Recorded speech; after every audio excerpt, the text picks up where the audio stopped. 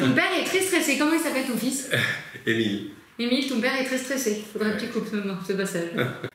Donc Amélie Cordonnier est journaliste littéraire. Elle a aussi publié 4 romans chez Flammarion qui ont été traduits en plusieurs langues. Et son premier roman a effrayé la chronique. Donc c'était Tranché. En quelle année? 2018. 2018. Pouvez-vous rapidement nous retracer votre parcours? Vous avez fait des études à Lacanal, c'est ça, en classe préparatoire? On va remonter aussi loin. Ah oui, jusque... oui, je suis ce qu'on appelle une cagneuse. J'ai fait une hypocagne à Paris, puis 2 cagnes, spécialisée en philosophie. J'avais de très mauvaises notes à mes copies de lettres. Qui disait, comme tout le monde, qui disait cordonnier, excellente connaissance de l'œuvre, mais quel dommage. Et j'avais 2. Je crois que j'ai performé à 4, 4,5. Ouais, c'est la moyenne. Et me voilà maintenant écrivant des romans qui, j'espère, sont meilleurs que mes notes de copie. Mes notes ne laissaient penser sur les copies. Vous seriez proche du 20 là. Et voilà, et j'aurais pu passer ma vie à ne m'occuper que des mots des autres et à chroniquer les livres des autres. Et puis en 2017, j'ai écrit, sans savoir ce qui allait devenir mon premier roman Tranché dont vous avez parlé. D'accord. Donc vous n'avez pas fait d'école de journalisme? J'ai tenté les écoles de journalisme et puis c'est un petit peu comme Normal Sud, j'ai échoué. Ah, d'accord. J'ai une longue spirale d'échecs.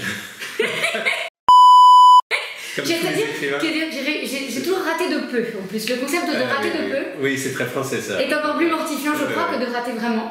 Qui revient très exactement au même.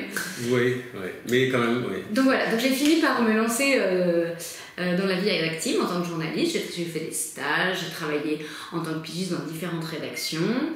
Et puis voilà, et en 2017, j'ai pris la plume et j'ai écrit Tranché ER, qui raconte l'histoire d'une famille ravagée par la violence verbale. C'est un roman que j'avais écrit avant que le mouvement MeToo n'éclate. J'avais d'ailleurs été assez déstabilisée, assez stupéfaite par cette synchronicité, puisque moi j'essayais de raconter l'histoire d'une violence qui ne laisse pas de traces. C'était ça l'enjeu littéraire. Comment est-ce que je peux écrire sur une violence qui laisse ni de traces sur la peau, ni de traces écrites, puisqu'effectivement ce sont des mots. Et je me suis glissée dans la tête d'une femme qui va avoir 40 ans.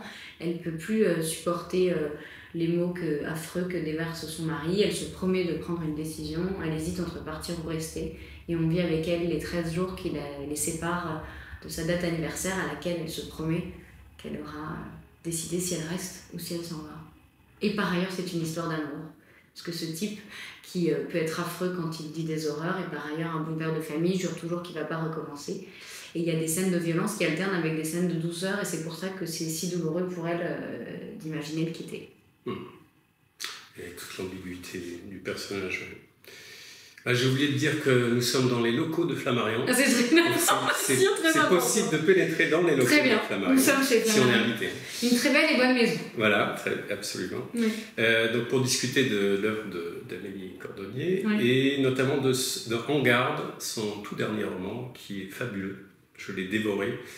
J'étais captivé du début à la fin. Donc je vous le recommande vivement. Le journal Le Parisien l'a mis dans sa liste des 7 coups de cœur de la rentrée. Donc, belle réussite. Donc, on a dit de votre œuvre qu'elle lève le voile sur les sujets dont on ne parle pas. Donc, la violence verbale que vous venez d'évoquer dans Tranché. Oui. Le manque de désir avec Pas ce soir. Les intermittences de l'amour maternel avec un loup quelque part. Et cette fois-ci, dans En Garde, la surveillance étatique à domicile. Chose terrifiante. Avez-vous toujours aimé briser les tabous? Eh bien, en tant que lectrice, en fait, je dois dire, puisque mon aventure d'écriture débute avec la lecture, en tant que lectrice, moi, ce que j'aime, c'est les livres qui me conduisent à m'interroger, les livres qui me dérangent, et c'est ça que j'essaie de faire, en fait, quand j'écris. C'est de déranger, c'est-à-dire à la fois essayer de réordonner les choses, qui peut-être dans un ordre qui ne va pas de soi, et puis peut-être aussi de perturber en m'intéressant à des sujets dont j'ai l'impression qu'on ne parle pas, ou du moins pas beaucoup, voire pas du tout. Vous avez parlé de Pas ce soir, par exemple, mon 3e roman qui apparaît juste avant En Garde. C'est vrai que dans Pas ce soir, j'avais à cœur de... Je me dis qu'on a toutes et toutes un jour au moins dit ou entendu une fois Pas ce soir. Et j'avais à cœur de parler de ce qui me semble être un grand tabou, l'abstinence conjugale. Qu'est-ce qui se passe au fond dans un couple quand l'un a moins envie que l'autre? Et c'est plus, même s'il n'y a absolument pas de genre à l'absence de désir, c'est en tout cas plus souvent les femmes dans un couple qui ont moins envie que leur compagnon. Et qu'est-ce qui se passe en fait à ce moment-là? Qu'est-ce que tue la sexualité quand elle disparaît? Ça m'intéressait beaucoup, parce qu'au fond, si c'était que le plaisir qui s'en allait avec le sexe, ce serait pas si grave. Je pense qu'il y a 1000 autres façons de trouver du plaisir dans la vie. Mais c'est toute autre chose qui s'en va avec la sexualité. C'est la tendresse, la conversation, peut-être même la curiosité. Et c'est pour ça que j'avais à cœur d'écrire ce livre. Donc oui, c'est vrai que j'aime m'emparer d'un sujet. Un sujet m'intéresse déjà si on n'en parle pas beaucoup. Ouais. Oui, justement, ce qui est intéressant dans En garde, c'est que vous avez adopté un angle original, puisque souvent on entend de plus en plus parler de déplacements abusifs. Donc ça, c'est assez connu, on va dire relativement bien connu. Mais donc ce nouveau dispositif étatique, là où on a l'assistante ou l'assistant social à domicile, c'est nouveau et donc ça glace le sang. Mais ça, c'est de la fiction, hein, Eric. Entièrement? Oui. Ah, d'accord. Alors peut-être qu'on le refait et que je vous dise... Spontané. Donc il y a... Ah oui, donc alors, c'est déjà, une question qui va venir après. Peut-être faut dire de quoi ça parle. Oui, d'accord. Alors, j'ai été pris au piège. Oui, mais c'est très bien. Vous écrivez trop bien. Non, en fait, je suis ravie avec que vous ayez donc été pris au piège. Surtout si notre caméraman monteur va laisser passer. Ah oui, moi je laisse tout ça. J'avais à cœur en fait de brouiller les pistes entre la réalité et la fiction, et je vais vous expliquer pourquoi. Donc je suis ravie si vous avez cru que tout était vrai.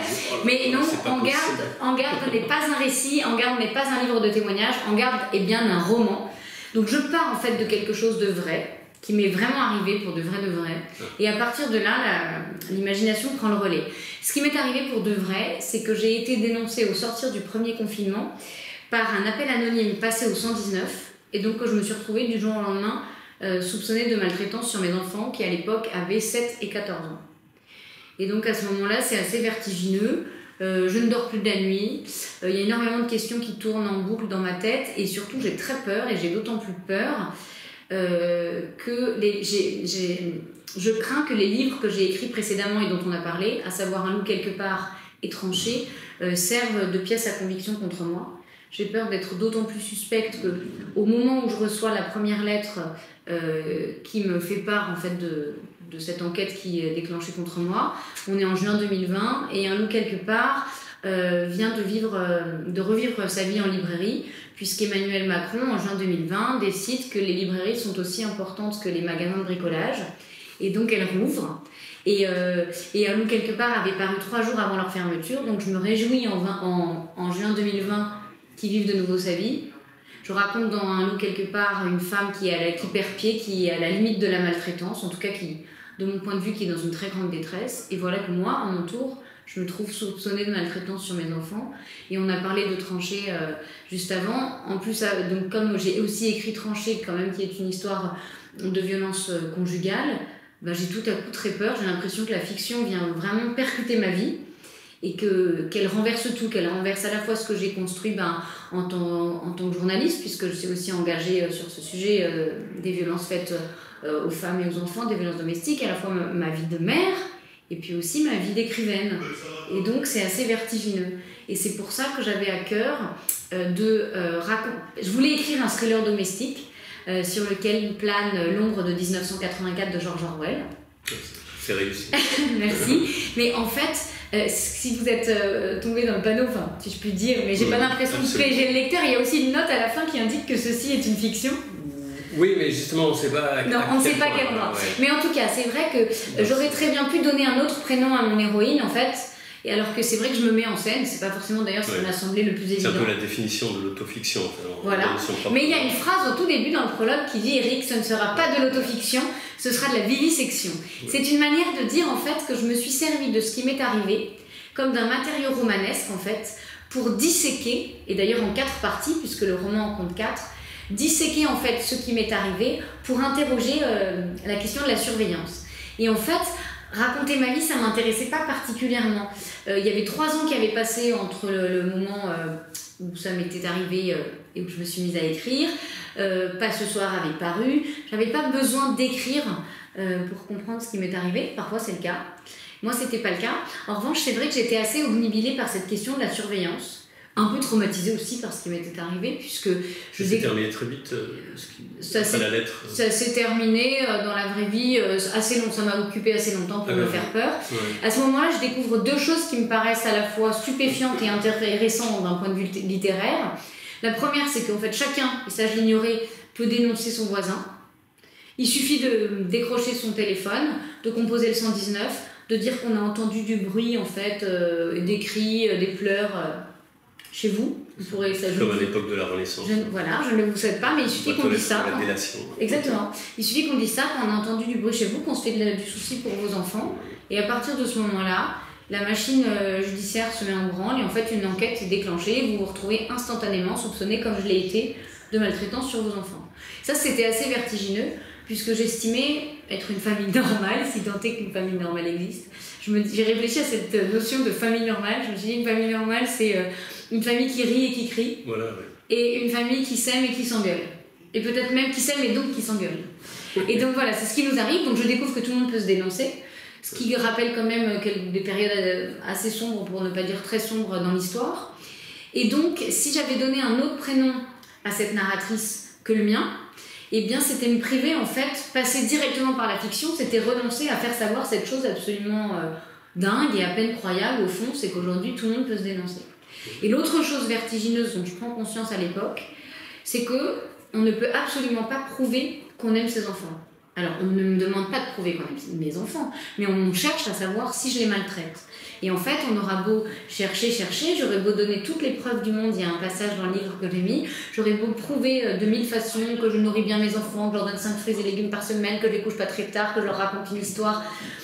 J'aurais beau prouver tout ça, en fait, ça prouvera d'une part pas que je ne les maltraite pas, et de mon point de vue, j'arriverai pas à prouver que je les aime. Et ça, en tant que mère, en tant que parent, ça me semblait être vertigineux et très intéressant d'un point de vue littéraire. Et c'est à partir de ça que j'avais commencé à me dire, voilà, j'aimerais réfléchir à cette société de la surveillance. Mais si vous avez couru, j'en suis ravie. Foncé comme un lézard. Si vous avez foncé dans le piège. Non, pas un piège, mais si vous y avez cru pour de vrai, oui. Je suis très contente. Et parce qu'en fait, si vous voulez, là j'avais comme matériau romanesque tout ce qui m'était arrivé, mais j'aurais jamais écrit ce livre en fait si un jour j'étais pas tombée sur un article. D'ailleurs, je dois rendre hommage à mon amoureux, c'est lui qui m'a donné cet article, comme il savait que j'étais dans cette enquête, me dire qu'est-ce que je vais faire de ce qui nous est arrivé. Un article du Monde qui raconte qu'en depuis juin 2016, l'État chinois envoie chez les Ouïghours, qui sont donc musulmans et turcophones, envoie chez ces familles des agents qui sont missionnés par l'État pour vérifier qu'elles opposent aucune résistance à leur sinisation forcée et vont faire jusqu'à des choses incroyables, s'installer chez eux, etc. Et quand je tombe sur cet article, je me dis, je crois que là j'ai tout ce qu'il faut pour imaginer ce fameux thriller domestique que j'avais en tête. Et je me dis, ok, ça se passe en Chine, mais au fond, qu'est-ce qui se passerait si ça nous arrivait chez nous ? Qu'est-ce qui se passerait qu'est-ce que deviendrait une démocratie si des gens venaient s'installer chez vous, au plus près, pour s'assurer que vous êtes de bons parents, exactement comme on le fait dans des régimes totalitaires. Il y a déjà les placements abusifs. Exactement. Et puis du coup, c'est pour ça que En garde est un roman, et peut se lire comme une dystopie, et j'espère que ça restera une dystopie. Oui. Et donc je voulais vous demander si donc ça vous a servi de thérapie d'écrire le livre, même si ça ne s'est pas déroulé exactement comme dans le livre. Alors, ça vous a un peu apaisé D'abord, je n'aurais pas pu écrire ce livre. Il y a Neige Sino qui a écrit Triste Tigre pour parler de l'inceste, une expérience que je n'ai pas vécue, mais elle a écrit quelque chose de très beau qui m'a interpellée. Elle dit qu'en fait, pour pouvoir écrire sur une épreuve, quelle que soit cette épreuve, il faut l'avoir traversée. Et ça m'a parlé. Je me suis dit pour ma part que c'est précisément parce que j'avais traversé cette épreuve que je pouvais écrire dessus. Surtout que l'idée n'était, comme je l'ai dit, pas d'écrire un témoignage, mais bien de construire une œuvre littéraire qui vise à rendre compte de l'effroi, de la honte et de la sidération que j'avais ressentie, en essayant de créer vraiment une tension, et puis de tendre un miroir au lecteur dans lequel il pourrait reconnaître ses peurs et cet effroi et cette culpabilité qui avaient été les miens, et peut-être s'y reconnaître. Et donc, j'ai pas écrit... il n'y avait pas de dimension thérapeutique dans mon écriture. Maintenant, indéniablement, c'est sûr que, alors même que cette expérience m'a paru terrible, je suis heureuse d'avoir qu'aujourd'hui, elle se soit transformée, déjà qu'il y ait une trace, et qu'elle se soit transformée en un roman qui touche les gens et qui leur fait dire qui les fait parler, qui leur fait me raconter qu'il leur est arrivé eux aussi des choses terribles et qui du coup nous permet d'être moins seuls face à cette expérience. Et puis de réfléchir à la question de la surveillance, qui était mon projet littéraire. Et vos romans flirtent parfois avec le fantastique. On se croit par moments dans un monde complètement irréel, en garde. Donc heureusement, c'est vraiment irréel. Et dans un loup, quelque part, donc l'héroïne voit son bébé changer de couleur. Oui. Donc finalement, on se rend compte que c'est génétique, mais au début, on a l'impression que d'être dans un livre un peu kafkaïen. Oui. Est-ce que vous pensez que vous serez tenté d'écrire un roman qui entre de plein pied dans le fantastique un jour, ou est-ce que vous resterez toujours à la lisière Je ne sais pas ce que je ferai un jour, mais je peux parler déjà de ce que j'ai fait. C'est vrai que ça me fait plaisir que vous souligniez ça. En fait, dans Un loup quelque part, j'avais à cœur aussi de m'attaquer à ce que je pense être un tabou, qui est l'instinct maternel. Pour moi, ça n'existe pas. Je pense que c'est une pure construction. On ennuie beaucoup les mères avec ça. D'ailleurs, on emmerde beaucoup moins les pères, avec ce sujet. On fait toujours comme si l'amour maternel allait de soi. Mais qu'est-ce qui se passe au fond quand le lien avec l'enfant ne se fait pas ou ne se fait pas tout de suite? Donc j'avais à cœur d'imaginer une femme qui n'avait eu aucun mal à aimer son premier enfant, mais avec le deuxième, ça ne se fait pas. Elle n'avait pas prévu d'avoir ce petit garçon. Et puis 7 ans plus tard, il naît et à un moment donné, elle se rend compte que des taches apparaissent sur son corps. Et puis il lui faut admettre cette chose incroyable qu'elle a l'impression qu'il est en train de changer de couleur et elle fonce paniquée chez le pédiatre qui lui apprend que son enfant est métisse. Donc on n'est pas tout à fait dans l'irréalité, même si à partir du moment où j'ai à cœur de raconter une détresse, du coup, dans notre tête, on s'imagine toujours les choses de manière un peu fantastique parfois. Le pédiatre lui dit que son enfant est métisse, elle n'a pas trompé son mari, ça ne m'intéressait pas de faire d'avoir un secret ni sur l'adultère, ni même d'écrire un livre précisément sur le secret de famille. Donc on sait très rapidement pourquoi cet enfant est métisse. Je ne le dis pas au cas où ceux qui nous font le plaisir de nous regarder auraient envie de le lire. Mais en tout cas, le sujet est évacué assez rapidement. En tout cas, cette femme découvre qu'elle n'est peut-être pas celle qu'elle croyait être. Et donc, pour elle, c'est assez vertigineux. Et je dis que c'est une femme qui fonce à mesure que son enfant fonce. En fait, on ne le sait pas. Mais les enfants métis, ils naissent blancs. Leur peau, elle met 3 à 6 mois pour changer de couleur. Et 1 à 2 ans pour se fixer définitivement. Moi, quand j'ai su ça, je me suis dit que c'était absolument incroyable. Et je me suis mise à imaginer plein de choses, qui d'ailleurs n'étaient pas si folles, puisque quand je suis allée sur des forums de mamans métisses, il en existe beaucoup, et je suis allée beaucoup sur ces forums la nuit pour préparer mon roman, et bien toutes les mamans, elles étaient obnubilées par cette question, quelle sera la couleur définitive de leur enfant. Je me suis donc dit, puisque j'étais là en train de réfléchir à quelle mère n'a pas un jour eu peur que son enfant lui ressemble pas, quelle mère n'a pas un jour eu peur de ne pas réussir à l'aimer, et bien je me rends compte que ces mères, elles se posent la question de la couleur de leur enfant. Et donc moi, j'imagine, puisque cet enfant fonce, cette mère ne sait pas quelle couleur il va prendre, elle décide de prendre sa couleur. Ça a l'air un peu dingue, elle va prendre sa couleur chaque matin avec un nuancier, le roi Merlin, que lui a donné un monsieur, parce que moi j'ai toujours du mal à trancher. D'ailleurs mon premier roman s'appelle Trancher. J'ai toujours du mal à trancher, donc j'imagine que le monsieur lui donne elle hésite avec la couleur de son salon, elle a gardé ce nuancier chez elle et que du coup un jour elle se dit, eh bien voilà, puisqu'il change de couleur mais à différentes parties de son corps, je vais prendre sa couleur avec ce nuancier, le roi Merlin. Et ça semble dingue, mais pourquoi est-ce qu'elle ne prendrait pas sa couleur, Eric, puisqu'on peut prendre la température, on peut prendre la tension, on peut prendre les mensurations, on peut prendre le pouls. Donc elle va prendre sa couleur. Donc là, oui, vous avez raison, mais on est à la limite du fantastique. Et ça me plaît que vous fassiez référence à Kafka, parce que c'est vrai que dans ce texte, je file tout le long en fait la métaphore avec la métamorphose de Kafka, puisque son fils va devenir noir et elle éprouve un profond dégoût pour lui, pas du tout parce qu'il est noir, mais parce que ça fait référence à des choses qu'elle découvre sur sa vie et qui lui semblent vertigineuses.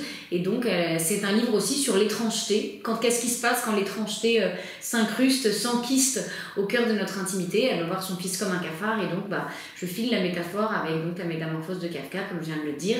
Et il y a des passages de Kafka qui sont eux-mêmes incrustés dans le texte, des scènes qui se rejouent. Et c'est vrai que là, du coup, on est dans le fantastique.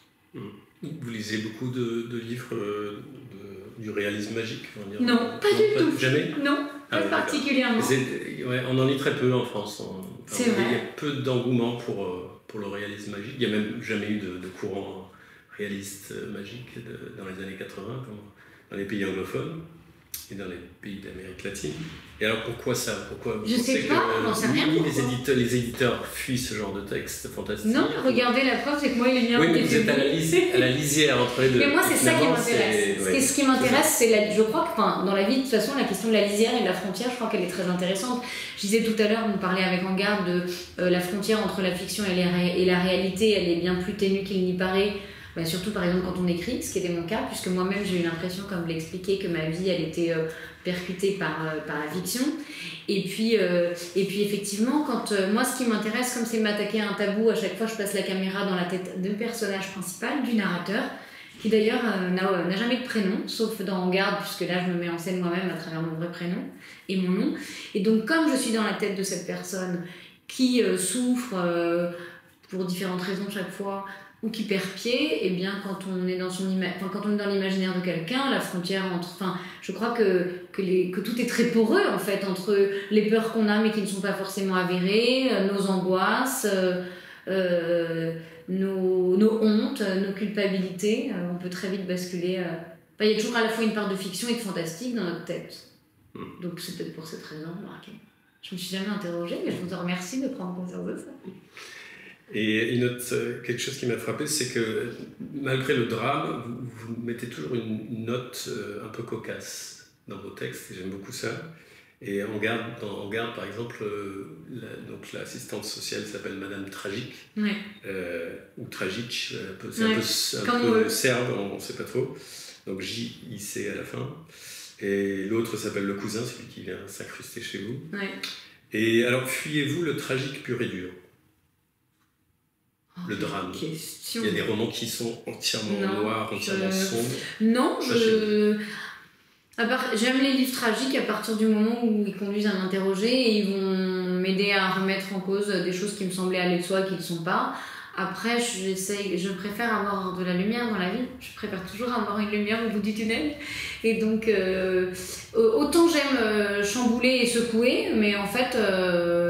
je suis une fille optimiste et pleine d'espoir et j'aime la joie qui se partage, donc c'est vrai que mes livres, ça c'est mon éditrice qui l'avait dit et qui l'avait écrit au libraire quand justement un loup quelque part ressortait pour très gentiment faire une lettre d'attention. Elle avait dit: Amélie Cordonnier est une femme lumineuse qui cache une auteure très sombre. Ça m'avait un peu heurtée et je l'ai mis comme un clin d'œil dans En Garde, c'est pour ça que je me souviens très bien de la phrase. Donc comme je suis plus lumineuse en vrai que je ne le suis dans les livres, mais quand même permettez-moi de mettre un peu de lumière dans mes livres quand même. Et puis l'humour nous sauve, donc voilà, je sais pas, on a tous un humour assez particulier, mais si vous trouvez que j'ai pas l'impression forcément que c'est toujours drôle, mais si vous me dites que c'est drôle, je suis contente. Et des petites touches quand même dans le drame. Oui. Et alors, parmi les auteurs tragicomiques, vous vous sentez plus proche de Beckett ou de Kafka? Oh, je sais pas, c'est une bonne question. J'aime beaucoup les deux en fait.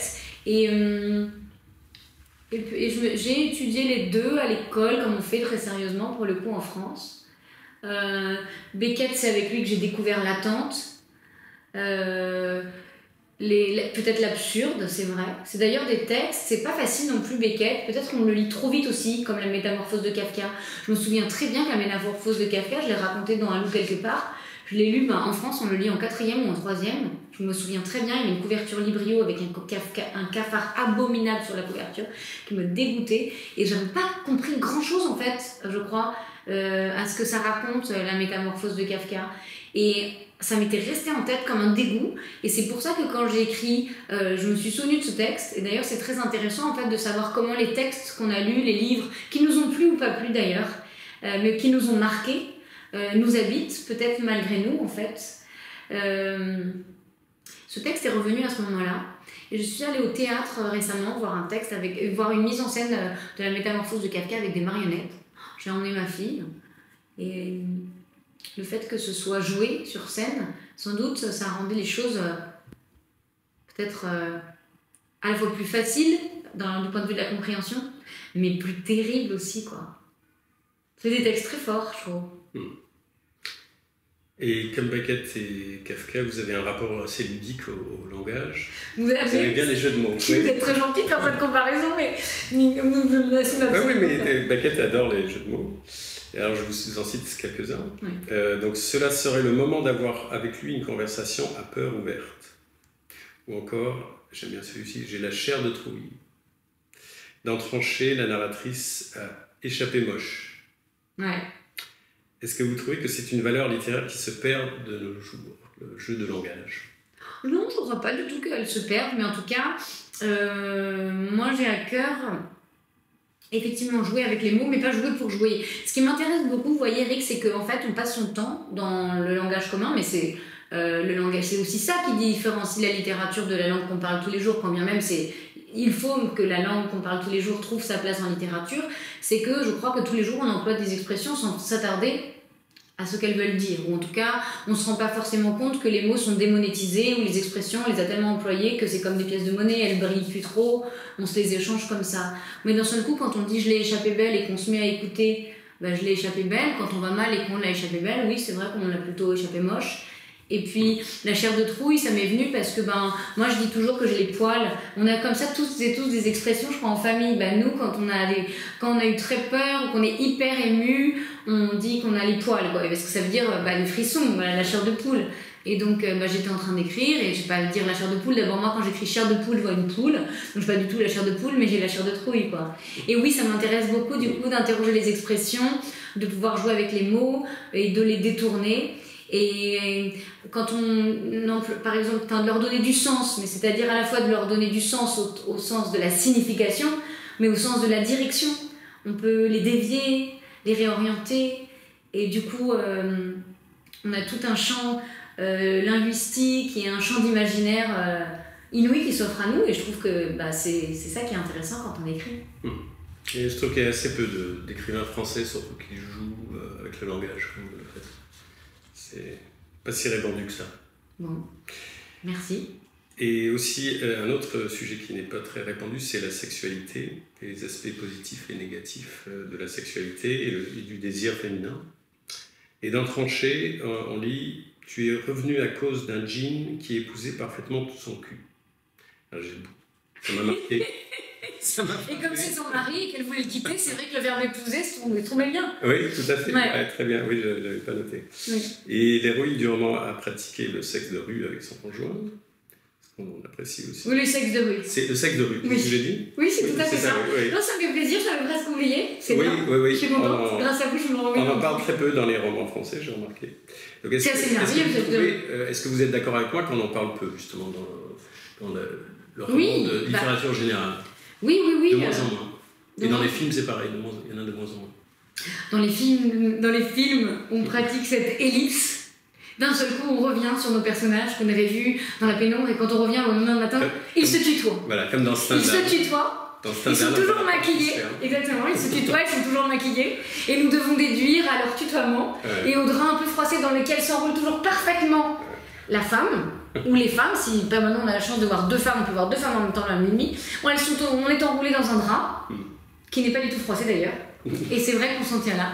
Et donc, non, mais c'est vrai que à partir du moment où à partir du moment où on veut essayer de parler de la vie ou de ce qui dérange ou des endroits où ça grippe, c'est vrai que la sexualité.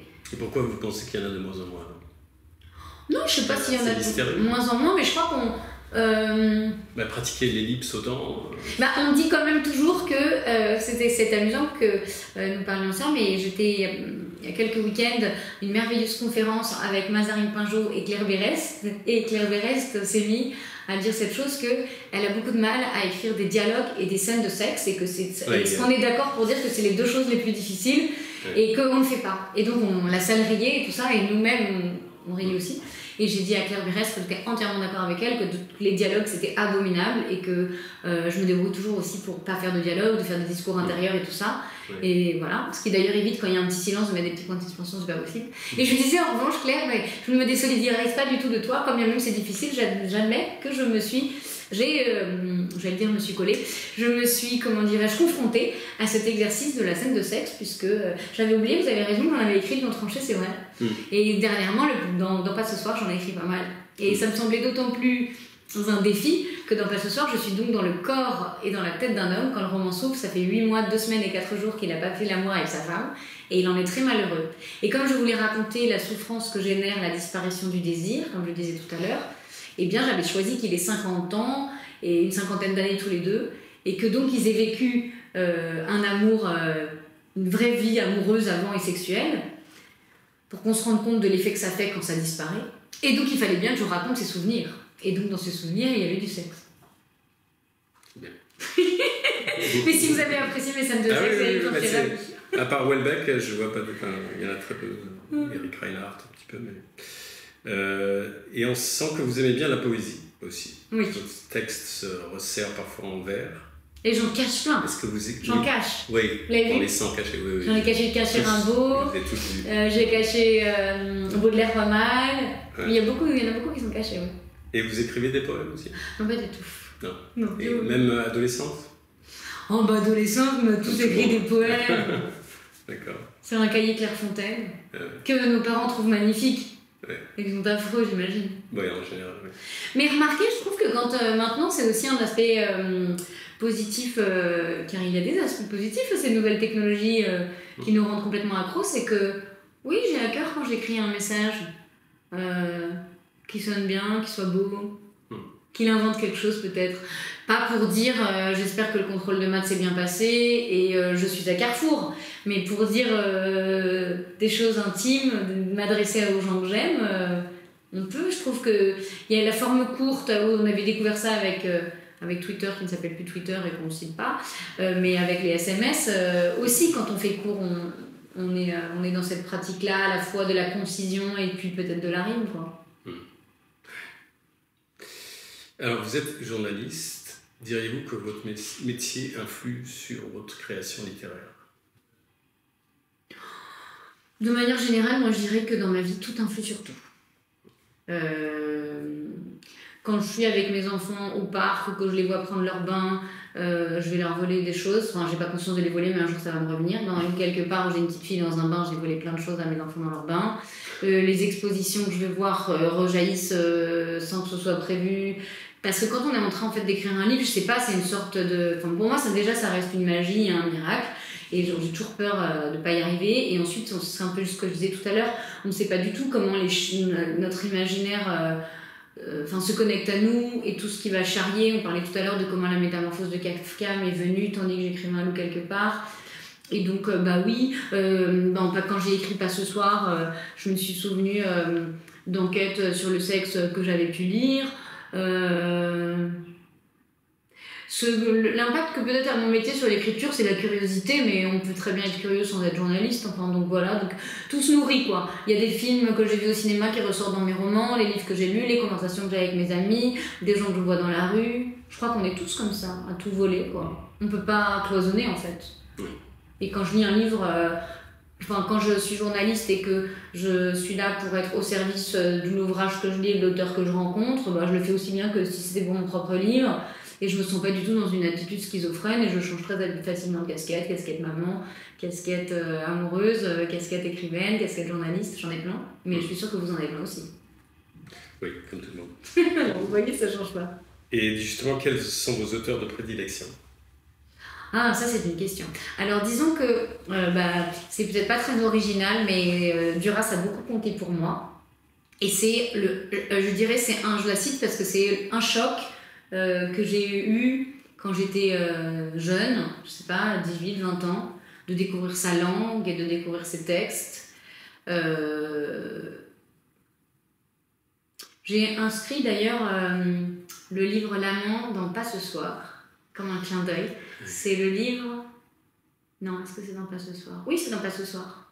C'est le livre qu'il lit quand elle la rencontre dans le métro. Qu'elle lit quand il le rencontre. Ça vient de me revenir.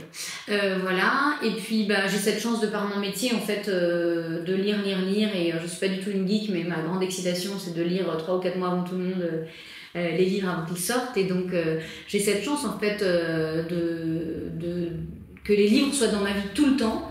Et ça, c'est très fort parce que, à la fois, je vois ce que tant d'autres, je conçois la littérature un petit peu à la fois comme un laboratoire, du point de vue de la langue, comment on fait, qu'est-ce qu'on fait, des sujets. Donc j'ai envie de dire, tous les livres que je lis, que je les aime ou que je les aime pas, même si j'ai pour point d'honneur de ne parler en public que des livres que j'aime et de soutenir les livres que j'aime, il n'y a que ceux que je connais bien qui sauront peut-être quelles sont mes déceptions. Mais en tout cas, tous les livres qu'on lit, je trouve, nous apportent toujours quelque chose. Et donc j'ai cette chance de me nourrir, enfin que mon écriture et mon imaginaire se trouvent nourris en permanence par mon métier, ça très clairement. Vous lisez aussi des auteurs anglophones ? Beaucoup moins. Je lis beaucoup plus de... Vous n'en suivez aucun ? Je lis beaucoup plus de presse, enfin de littérature française. Par exemple, cette année, en cette rentrée, alors on ne peut pas toutes les citer, mais moi j'ai 2 livres que j'ai absolument adorés. Alors le premier, c'est Les Alchimies de Sarah Chiche, qui est apparu au Seuil, que je vous invite beaucoup à lire. J'ai adoré, c'est... comment vous dire, c'est l'histoire, c'est un voyage en fait, à la fois aux confins de la médecine, de la science et de l'histoire de l'art. C'est l'histoire d'une femme, elle est médecin légiste. Un jour, elle reçoit un mail assez énigmatique qui lui demande de venir à Bordeaux. Elle en saura plus sur son père qui est décédé et sur l'amour et la recherche infinie qu'il a faite sur Goya, le peintre.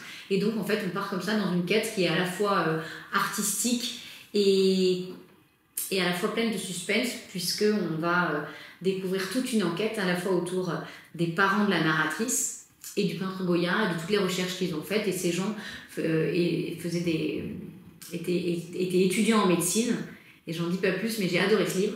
Et l'autre livre que j'ai adoré, c'est un livre d'Agnès Mathieu-Daudet, qui est apparu aussi en cette rentrée, et qui s'appelle Marchand de sable.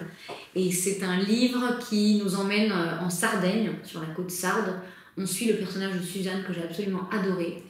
Suzanne, elle arrive pour l'été dans la maison de famille de ses beaux-parents.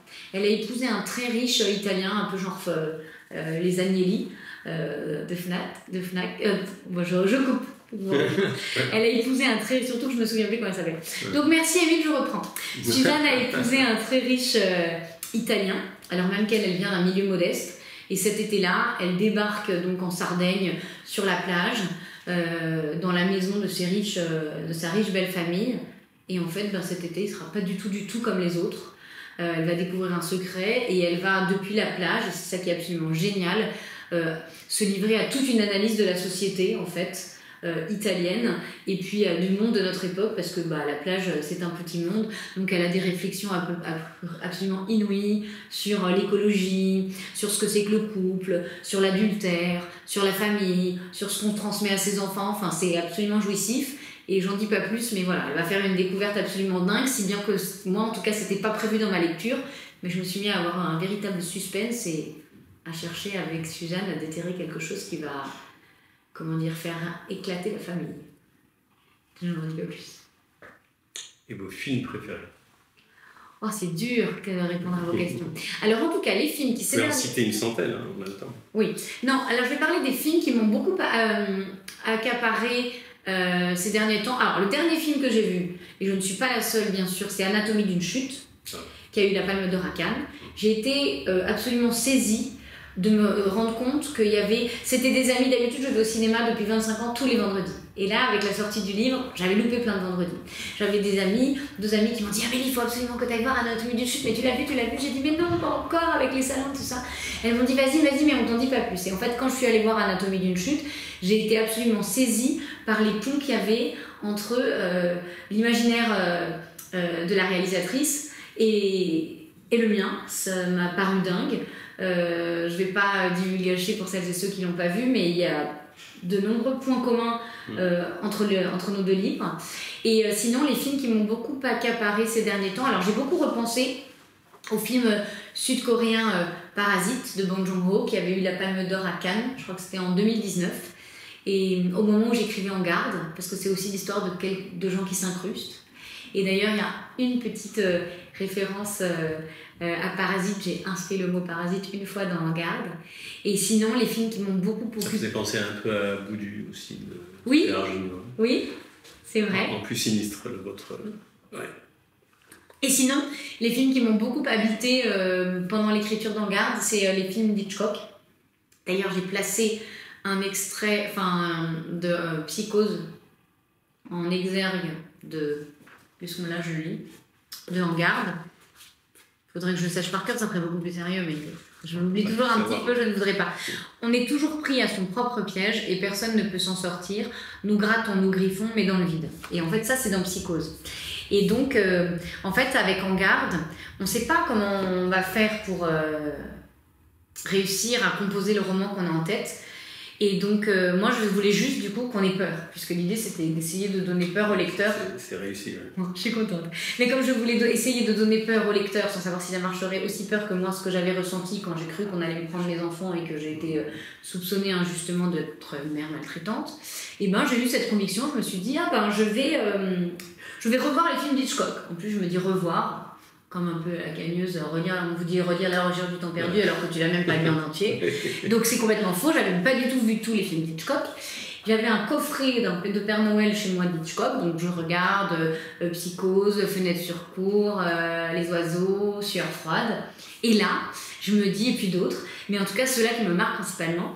Et là, je me dis, mais voilà, c'est exactement ça, cette ambiance d'Hitchcock, cette façon qu'il a de filmer, cette tension tout le temps, à la fois cette inattendu et ce suspense qui nous tient, c'est ça que je veux réussir à faire. Bon.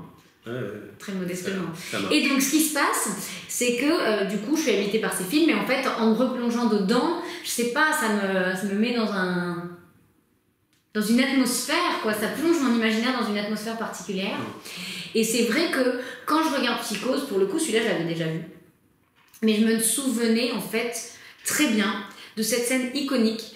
Marion Crane s'arrête dans un motel et là il y a Norman Bates qui est le vicelard propriétaire du fameux motel où elle s'arrête pour passer la nuit, qui la regarde à travers l'œil qu'il a percé dans la cloison de la pièce qui donne dans la chambre où elle se déshabille juste avant de filer dans la salle de bain avec une silhouette d'ailleurs floue, c'est tout là sur tout ce flou que repose le film, juste avant que la silhouette floue de l'assassine. Et en fait, j'avais gardé comme ça, incrusté en moi avec effroi, vraiment la pupille d'Anthony comme ça, là, que Hitchcock filme en gros plan avec ses cils. Et je me disais, mais c'est exactement cet œil, puisque moi, mon sujet, c'était la surveillance, donc l'œil de Big Brother, le téléécran. Et d'ailleurs, on a mis un œil là, sur En garde du Judas. Donc voilà, donc je peux dire que pour parler des films, que j'ai vécu pas mal de temps ces derniers mois avec Hitchcock. Donc une dernière question. Oui. Est-ce que vous pensez que vous allez continuer à écrire sur des sujets intimistes ou est-ce que vous ambitionnez de partir dans d'autres directions? Eh bien, pour répondre... Un roman de science-fiction par exemple. Je ne sais pas. Mais ce que je peux vous dire, Eric, c'est que je m'étais dit ça suffit Amélie les apparts. Tu as déjà fait 4 livres dans un appart. Oui, c'est vrai. Et en même... Tu maîtrises très bien le huis clos, oui. Et en même temps, merci. Eh bien, je suis au regret de vous annoncer, mon cher, que le prochain ne passera pas dans une appart, mais dans une maison. Et donc, c'est quand même pas hyper éloigné. Non, mais quand même. On s'agrandit un peu. On s'agrandit un peu, voilà. Et donc, j'en suis très loin de me dire que je tiens le roman, mais je sais ce que je veux essayer de faire, donc je vais rester dans l'intimité. Et j'avais pas du tout prévu, ni d'écrire, et encore moins d'écrire des romans qui se passent dans des appartements. Mais peut-être que c'est pas non plus si étonnant parce que la famille, ça n'est au fond qu'à une petite échelle la société. Donc il y a beaucoup de choses à dire. La famille nous permet de traiter de nombreux sujets et puisqu'on ferme la porte de la maison, c'est ce que je dis moi, ce qui m'intéresse c'est ce qui se passe dans la maison chauffée, ce qui se passe et ce qui s'y cache une fois qu'on a fermé la porte. Donc j'ai encore à mon avis pas mal de portes à ouvrir. Très bien, merci beaucoup Amélie. Merci à vous Eric.